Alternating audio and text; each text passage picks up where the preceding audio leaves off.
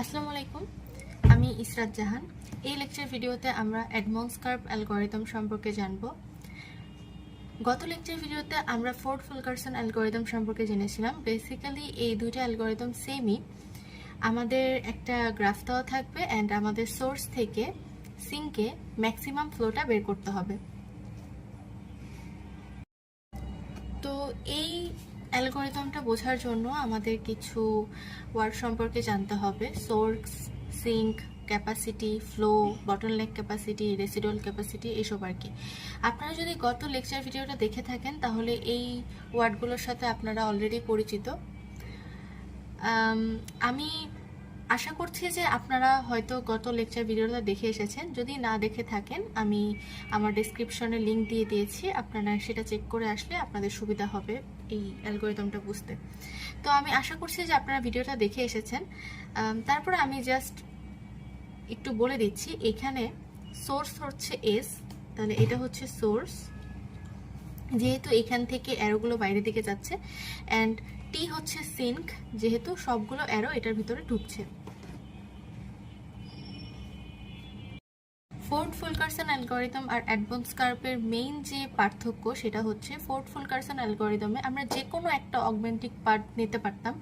যেমন সোর্স থেকে সিঙ্কে যাওয়ার জন্য আমি এখানে দেখতে পারি যে এস এ সি টি, আমরা এই অগমেন্টিক পার্টটা নিতে পারতাম। কিন্তু এডমন্ডস কার্ভে আমাদের মূল লক্ষ্য হচ্ছে আমাদের পথটা কিভাবে ছোট করা যায়, মানে আমাদের অগমেন্টিক পার্টটা ছোট হবে অ্যান্ড এটার ভিতরে পথ দিয়ে যেতে যতগুলো নোট পড়বে সেটা যেন কম হয়। যেমন আমি যদি প্রথম পদটা নেই এস এ সি টি, এখানে কিন্তু 3টা নোট প্রয়োজন হচ্ছে, ঠিক আছে। কিন্তু আমি যদি এখানে এই পদটা ছোট করে ফেলি, যেমন এস থেকে এ থেকে টিতে যাই, সেক্ষেত্রে আমার নোট কিন্তু 2টা যাচ্ছে। এই ক্ষেত্রে আমাদের পদটাও ছোট হয়ে যাচ্ছে। এডমন্ডস কার্ভ আর ফোর্ড ফুলকারসন দুইটাতেই কিন্তু ম্যাক্সিমাম ফ্লোটা সেমই আসবে, শুধুমাত্র আমাদের এইখানে সুবিধা হচ্ছে এটা ফাস্টার, কাজ এখানে হচ্ছে অগমেন্টিং পার্টটা সবসময় বিএফএস ফলো করে, শর্টেস্ট পার্ট যেটা সেটা ফলো করবে। আমরা এটা একটু সলভ করে দেখি কিভাবে সলভ করা যায়। তো এই গ্রাফটা সলভ করার জন্য আমরা যে অগমেন্টিং পাথ খুঁজবো, দেখবো সবচেয়ে ছোট কোনটা। যেমন এখানে আমি সবচেয়ে ছোট খুঁজে পাচ্ছি এস এ টি, তাহলে আমাদের অগমেন্টিং পাথ হচ্ছে এস এ টি। এখানে বটলনেক ক্যাপাসিটি কত, আমরা গত লেকচার ভিডিওতে দেখেছিলাম। বটলনেক ক্যাপাসিটি হচ্ছে সবচেয়ে মিনিমাম যে ক্যাপাসিটিটা একটা অগমেন্টিক পাথের, সেটা। তাহলে এস এ টি এখানে সবচেয়ে মিনিমাম কত, 7, তাহলে বটলনেক ক্যাপাসিটি কত হবে 7, অ্যান্ড ফ্লো কত হবে 7। তাহলে আমরা এটা একটু আপডেট করে দিই।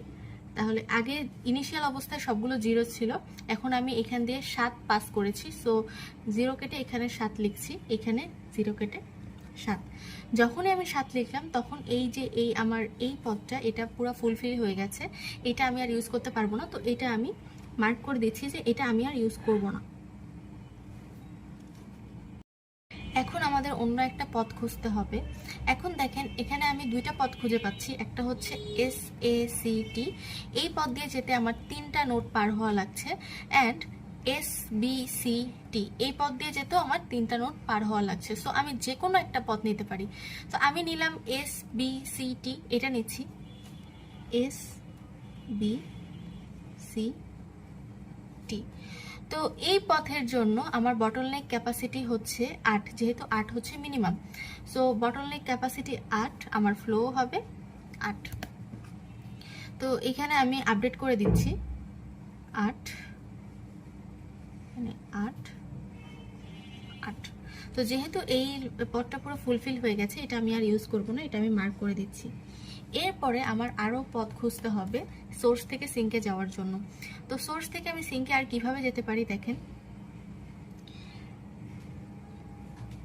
আমি এখানে পথ খুঁজে বের করতে পারি S A B C T, S A B C T, এই পথটা খুঁজে বের করতে পারি।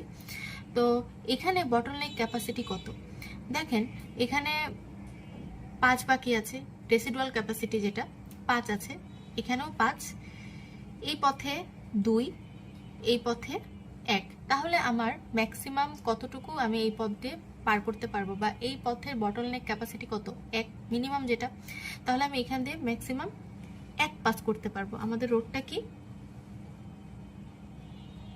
এস এ বি সি টি।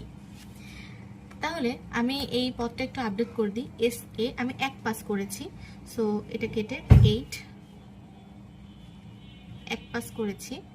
এখান থেকে বি থেকে সিতে 1 পাস করেছি, এখানেও 1 পাস করেছি।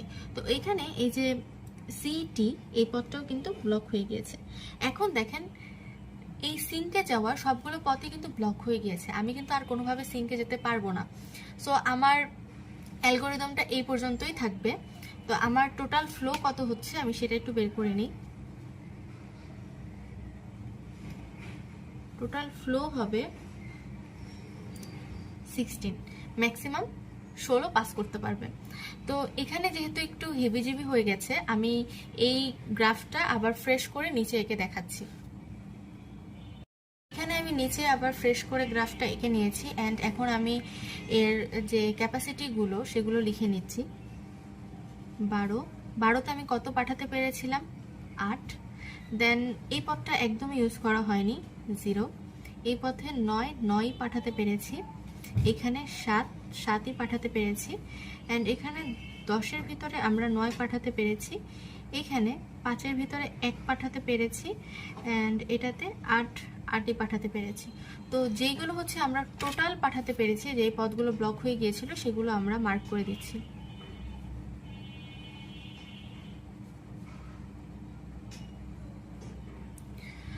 তো এটাই হলো অ্যাডভান্স কার্ভ অ্যালগোরিদম।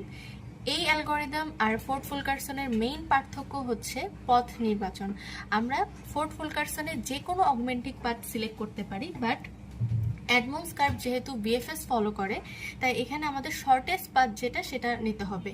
অ্যান্ড দুই ক্ষেত্রেই কিন্তু আমাদের রেজাল্ট সেম আসবে, মানে ম্যাক্সিমাম ফ্লোটা সেম আসবে। জাস্ট এখানে একটা সুবিধা হচ্ছে যে আমরা শর্টেস্ট পাথ দিয়ে যত দ্রুত সম্ভব আমরা ম্যাক্সিমাম ফ্লোটা বের করে ফেলতে পারি। ফোর্ড ফুলকারসনে আমাদের যে গ্রাফ সেটা কিন্তু টার্মিনেটেড নাও হতে পারে, এটা কিন্তু গ্যারান্টেড না, কিন্তু অ্যাডভান্স কার্ভে টার্মিনেট হবেই, এটা গ্যারান্টেড। সো আশা করি আপনারা বুঝতে পেরেছেন। ধন্যবাদ সবাইকে।